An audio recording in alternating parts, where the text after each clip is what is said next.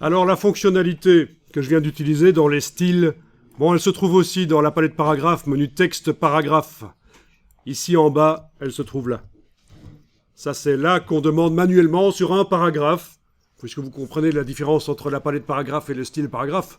Palette paragraphe, c'est quand on travaille sur un seul paragraphe, c'est là qu'on peut demander que, voilà, enfin un seul paragraphe ou un bloc sélectionné avec plusieurs paragraphes éventuellement, évidemment, dans ce cas-là.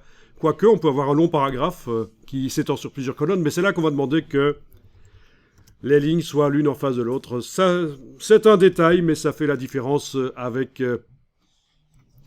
un document pourri. Ce genre de petits détails multipliés dans un document, c'est ça qui fait la différence.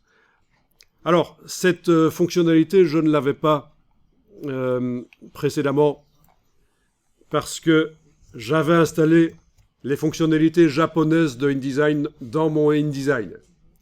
C'est gratuit, on peut installer, pour faire du japonais, les fonctionnalités japonaises dans InDesign. Mais ça a posé un problème parce qu'à un certain moment, j'ai remarqué que voilà, l'alignement des lignes entre les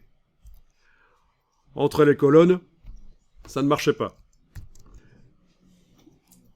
Donc voilà, je ne vais pas expliquer ici comment on fait pour que InDesign acquiert les fonctionnalités japonaises.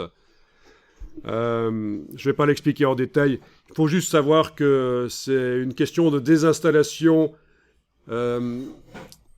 puis de réinstallation, puis de prise en compte ou pas des préférences, est-ce qu'on les garde, et puis de réinstallation. Donc il y a tout un jeu d'installation et désinstallation du logiciel pour arriver à intégrer les fonctionnalités japonaises.